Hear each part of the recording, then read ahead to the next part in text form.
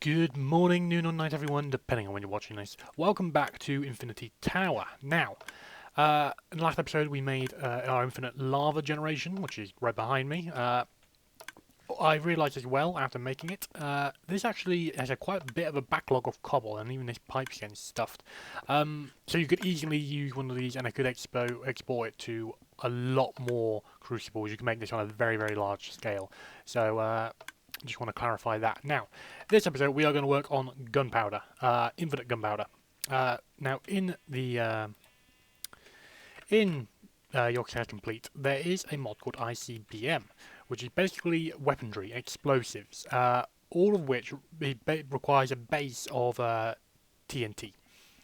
Basically, so the condensed explosive is made to use pretty much every other explosive, and to make that you need TNT and redstone. So it's quite gunpowder intensive, and gunpowder is, normally quite difficult to get hold of. Sand, not so much. You can just pulverize it, which I'm going to show you how to do now anyway. So to make infinite gunpowder, we just need these four machines here: two pulverizers, an enrichment chamber, and a crusher. Now I've got a power line run up here, and these are all going to work together. So we're going to pop that down first, and that's going to get full of power. Now the pulverizer is going to turn cobble into sand. Now there is another way of doing this as well, because what we're going to be doing, we'll be turning cobble into sand, sand into gravel, gravel into flint, and flint into gunpowder. The reason I'm using a pulverizer and not a crusher at this point to get, because a crusher can turn cobblestone straight into gunpowder, straight into gravel, sorry, is because this extra step gives you by pulverizing cobblestone, you get a 10% chance of getting a piece of gravel anyway. So this is a little bit more efficient, I want to say, resource-wise. There you go, there's the gravel there. But at the same time, you could easily use a crusher, but this is just because I prefer. I don't know. There's something about pulverizers that about thermal expansion I just like more. So we're going to configure this configuration.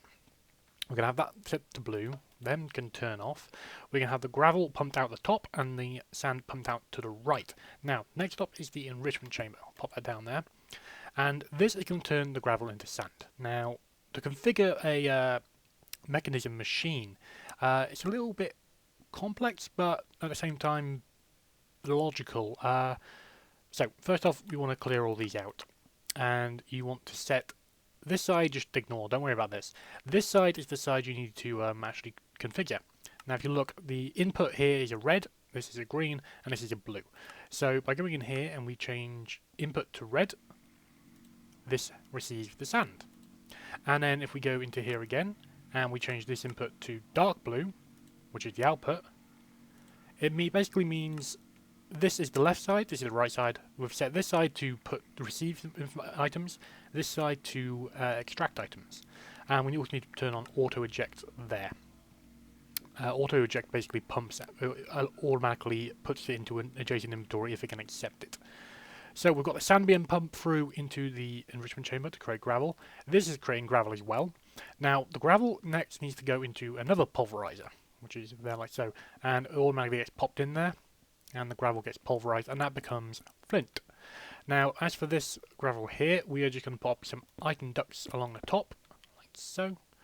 And we're going to do that, get rid of that, and turn that to output. And this should start putting stuff out if I gave it a redstone signal, which I forgot to do. So let me find something to give it a redstone signal quickly. Tell you what, we'll go up here. Just break this lever a second. I'll just borrow this for a second. Actually, I don't need it up there. That needs to be running continuous anyway. So we'll put the lever down there. And this should now expand. I know why this doesn't work. I don't actually think we need a lever here. This isn't coming out because I've not configured this one yet. This needs to be a blue for an input. And now, there it goes. Yeah, don't even need a lever. Go away. Gravel will just be pumped round into here. And produce another piece of flint. So we've got flint. Now, the final piece is the crusher from mechanism as well. So you want to put that down. And it's got flint in it already for some reason. I don't know why. I don't know why it's got flint in there. Probably when I was testing this. So we had 4 flint. 4 flint goes in there. And that will create us 1 piece of gunpowder. So very simple to do. Very quick. The only thing you've got to worry about is The mechanism machines do make a bit of noise, so if you're near them, you're going to be having a bit of a racket in your ear for a bit. And then we're just going to pop a barrel on top of here, and I don't know why I've got 2 barrels. Don't know where that came from. I'm just going to configure this, and we don't want that there. We want auto eject on, and we want auto eject the blue there. Gunpowder. So now we need to provide this with cobblestone. Now I've pretty much for a blast for the how they send up here for this machine we need we use a igneous extruder down there, and down here as well we used an igneous extruder here as well for cobble generation. I'm going to show you another way of generating cobblestone. Just as efficient, just as effective, just requires a little bit more space. All you need is these things here and a bit of cobble.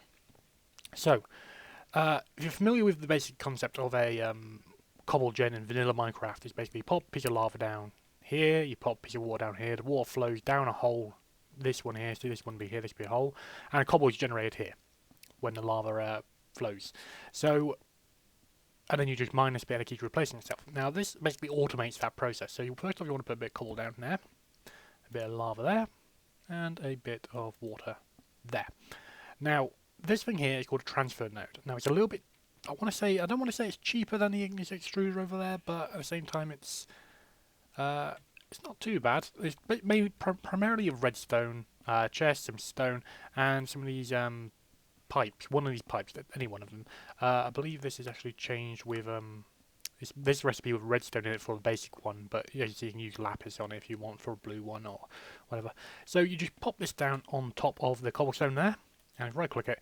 It's filling up with cobblestone already, and we're just going to pop a barrel on top of this, like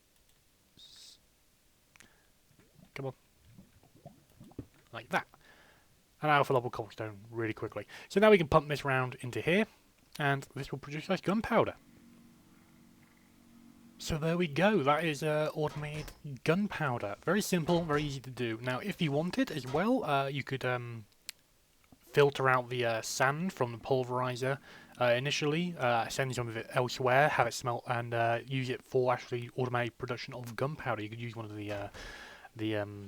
one of these things called over here, this thing, the cyclic assembler, if you wanted to make gunpowder, make TNT quite simply.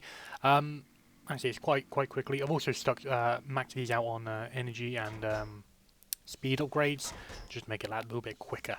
So yeah, that's pretty much it. Not sure what next to cover. I need to have a little look, play around. If anyone wants anything in particular covered, they want to know how to make infinite of something, let me know and I'll see if I can find a way. But yeah, that is, in a nutshell, how to make infinite gunpowder. So thank you very much for watching, and I'll see you all later.